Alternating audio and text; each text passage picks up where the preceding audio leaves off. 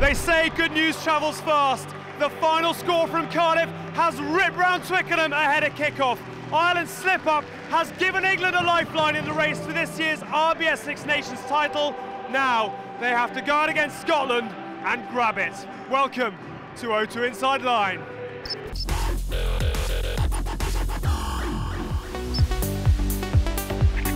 This is my mum, who is Scottish. This is my dad, who's English, and I'm stuck square in the middle.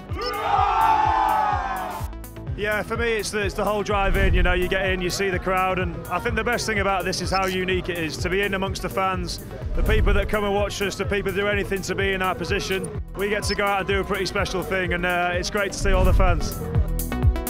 The hard work's been done, lads. The hard work was the training sessions all week. This is the best bit, this is the lucky bit, the chance to play in front of 82,000 people at home at Twickenham against Scotland.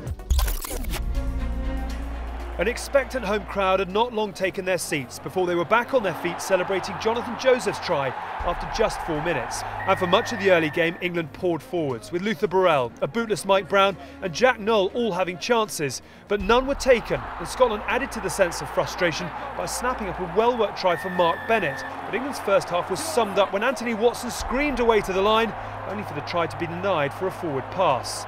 With every England missed chance, Scotland's confidence grew. Tommy Seymour was brilliantly cut down by Brown, but Laidlaw knocked over another 3 shortly afterwards, and Scotland disappeared down the tunnel in front.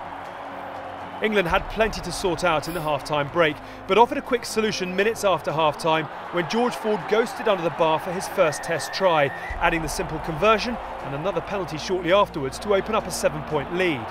Despite the raise in intensity, still the opportunities were being missed by England, and after Mike Brown had a try chalked off for another forward pass, it was beginning to feel like one of those days. But the bounce of the ball did finally fall the home side's way, and Noel finished well in the corner to end the contest. Scotland more than played their part in an entertaining game, but England claimed the win that sets up the France match perfectly, 25-13, the final score. Well, a hugely entertaining game, a lot of chances for England, but they get the win. Do the players come off the field off the back of that and think, listen, we got the victory, let's move on, or do they come off knowing the standards that they set themselves and think, actually, there were more points on offer for us out there tonight? I think first things first, it was getting back to winning ways. Needed a win, needed a bounce back after the Ireland game. We were against a very tough Scottish side. They defended really, really well and showed some promise as well in their attack, which caused us a few problems, but a win's a win, we'll take it and move on. What about the pluses today? Who or what impressed you in the way that England did perform? Thought a fair bit of creativity. We spoke about Jonathan Joseph before the game, you saw his footwork, just little things like that to spark. Not many people can do what he can do to score that try.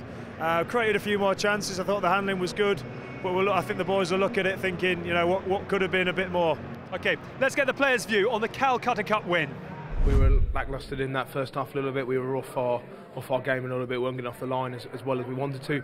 So yeah, we talked about it at half time and said we've got to come out with a bang. We did. I think the start of that second half was key, wasn't it? We knew that although we probably had a lot of chances in that first half, we were very frustrated. We just got to concentrate on our own game next week now, not worry too much about other results. The big thing is France, they're not going to be an easy team to beat, so it is, yeah, we're going to go back this week, look at the positives that we did there and the work-ons as well, and really put that on the game. What will be the specific work-ons this week off the back of what we've been talking about, missed opportunities? How will England look to fine-tune ahead of France? Probably that, probably finishing off opportunities. I think the great thing is we created them, so being a little bit more clinical, and you know, against France next week, they'll come here to try and spoil the party, and it'll be an incredible game to be a part of. But as a proud Englishman, you think the trophy is going to? Hopefully England. That's why we get you on. It is all set up to be an absolute cracker next weekend. Of course, we'll be back here with the full story of England against France in the final round of this year's RBS Six Nations. We'll see you then.